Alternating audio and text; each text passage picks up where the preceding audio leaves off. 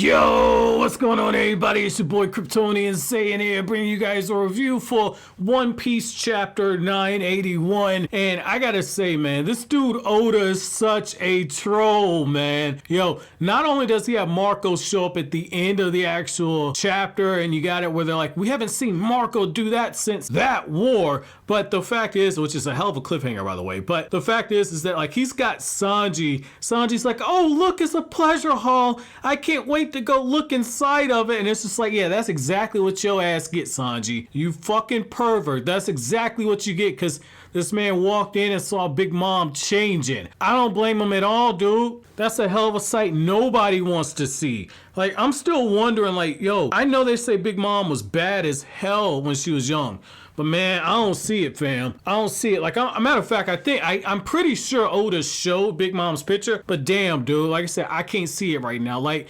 somebody had to have got up in them sugar walls recently, and whoever it was, the motherfuckers was down bad, dude. Hands down, the motherfuckers was down bad. But the fact is that, like, Oda hits you with all that stuff, right? But the other flip side of it is he's actually got some pretty interesting philosophical stuff actually thrown into the actual chapter. Like, in particular, one thing you find out is that when Kid has this confrontation, he's confronted with this question: did you really think that an alliance between pirates would actually work? What were you actually smoking to make you think that this was going to be a good idea? What makes you think that an alliance among pirates is going to be enough to actually take down one of the four emperors? And it kind of makes you question everything that's going on right now, because like Luffy's in that same situation. Luffy was presented with the opportunity to join an alliance, and that's exactly what Luffy did. Luffy joined in and it's like, okay, we're gonna take down Kaido, but now you got two of them. And when you look at what's going on here right now, when they find out that like, yo, we got three members of the worst generation here, man, whoever takes them down, that's going to be a hell of a reward for them. They're going to make a hell of a name for themselves.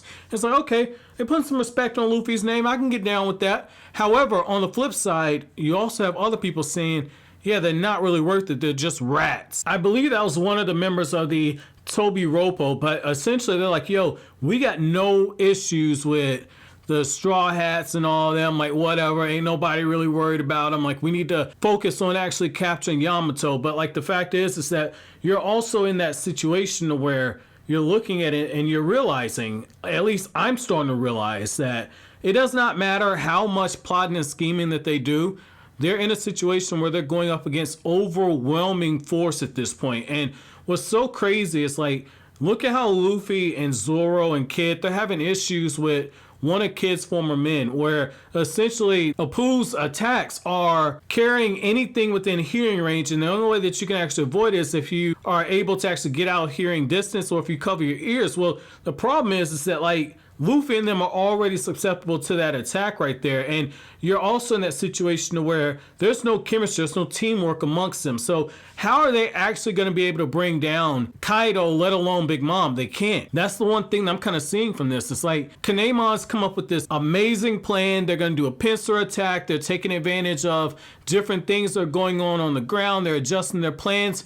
Completely makes sense. I'm 100% down with that. I like the fact that like Nami and Carrot are like, yo, we'll go look for Momo. Don't worry about that. We know that you're in a situation where, you know, your mind's a little preoccupied because you're worried about him. Like, don't worry about it, fam. We'll take care of this. You just take care of your role in the actual mission. And you look at it and it makes a lot of sense. That's teamwork. But like Luffy and them, and I get it, you know, Luffy is the type where all the chips are going to fall in his favor some kind of way. He's extremely lucky in a situation like this, but I don't know if blind luck is going to be enough for Luffy to actually pull something like that off. Like, that's the one thing that I'm kind of looking at. It's like, it does not seem like they're going to be able to actually get out of this alive. And I like how it looks like Big Mom might have actually made Chopper. I might be mistaken.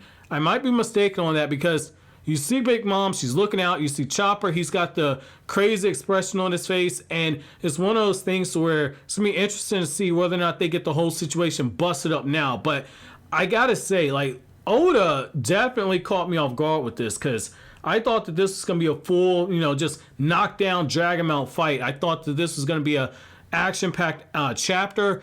It actually ended up having some action, but it was one of those situations to where there's more setup than anything else going on right now. And I like how, you know, like you're getting the information where essentially like, yo, what happened to the ships? We find out that Marco's there. This was another setup chapter, which kind of makes you wonder, is Oda kind of showing you that this is essentially going to be a 3-part type of a raid right here, to where you're going to see what happens when an alliance is fully on the same page? That's probably going to be Kaido and Big Mom, because they already have chemistry working together in the past as a part of the Rocks Pirates. You're going to see what happens when an alliance does not actually pan out to working well together. Luffy and Kid and Law, that whole alliance, I'm wondering if that's going to start crumbling down. And then the other thing is how does the whole revenge angle kind of work on here? Oda's kind of putting it together where you have 3 different storylines. The main question I have now is, can Oda actually juggle this much?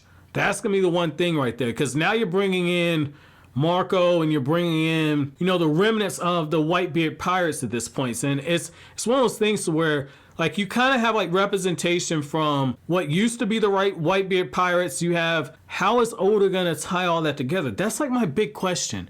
I really feel like this is kind of getting where it's like a little too ambitious right here. Either that or Oda's going to, you know, keep telling this story in a way to where, I'm not going to say it drags on, but Oda's going to take the required amount of chapters to actually get us to a point where everything kind of hits together in the right way. Because that's one thing I'm worried about. I'm worried about Oda might potentially kind of skim through some of this, because that's a lot of information to actually dig through. So my question to you guys is, what are you guys' thoughts about Marco showing up? Let me know down in the comment section below. But as always, guys, if you like anything I had to say, don't forget to comment, rate, subscribe, and share. Thank you so much for watching to the end. Have an awesome day, guys.